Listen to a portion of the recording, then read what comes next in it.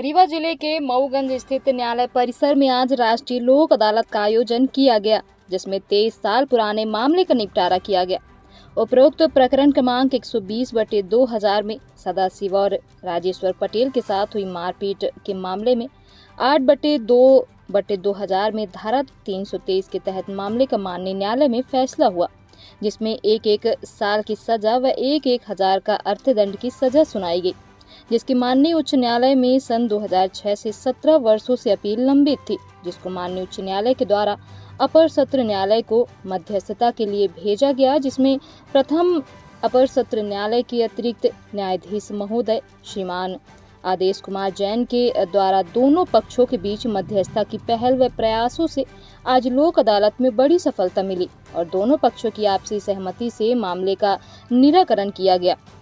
वहीं बिजली विभाग के तहसील स्तर पर करीब 600 लंबित मामलों में करीब 70 मामले पक्षकारों के द्वारा बिजली विभाग की राशि जमा करने के बाद हमेशा के लिए समाप्त कर दिए जाएंगे, जबकि क्लेम और मारपीट से संबंधित करीब 80 से अधिक मामलों का निपटारा किया गया है।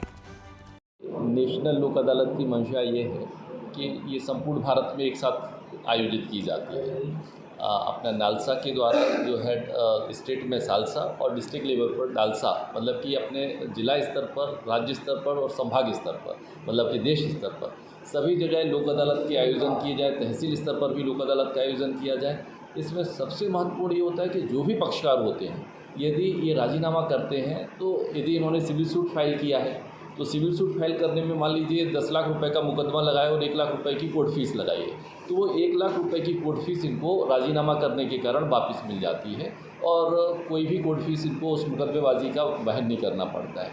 दूसरा सबसे महत्वपूर्ण फ़ायदा ये होता है कि पक्षकारों के बीच में कोई जीतता नहीं है और कोई हारता नहीं है। दोनों ही पक्षकार संतुष्ट हो जाते हैं और उनके मध्य राजीनामा हो जाने से पीढ़ी दर पीढ़ी जो विवाद उत्पन्न हो सकते थे वो विवादों का समापन एक ही स्तर पर हो जाता है। आज ही जैसे हमारे पास माननीय उच्च न्यायालय से एक मीडिएशन के लिए मामला भेजा गया था और वो वर्ष 2000 का मुकदमा था। 2000 के मामले में रामेश्वर पटेल जी के साथ में कुछ लोगों ने लड़ाई झगड़ा किया था, मारपीट की थी, तो उन 2 आरोपीगण के विरुद्ध धारा 323 में सज़ा हुई थी। 2006 से माननीय उच्च न्यायालय में उसकी अपील पेंडिंग चल रही थी। अब जब माननीय उच्च न्यायालय के द्वारा मीडिएशन के लिए कहा गया तो मैंने तीनों व्यक्तियों को बुलाया, तीनों पक्षकारों से अलग अलग उनसे बात की, साथ में बैठ कर के बात की, उनको समझाया, तो तत्काल वो इस बात के लिए रजामंद हो गए कि अब हम आगे कार्रवाई नहीं चाहते हैं और राजीनामा प्रस्तुत कर दिया। इससे क्या होगा कि उनके भविष्य में कभी कोई झगड़े उत्पन्न नहीं होंगे, पुराना जो मन में मैल था वो भी उनका दूर हो जाएगा। तो इस प्रकार से लोक अदालत की मंशा लोगों को जोड़ने की होती है।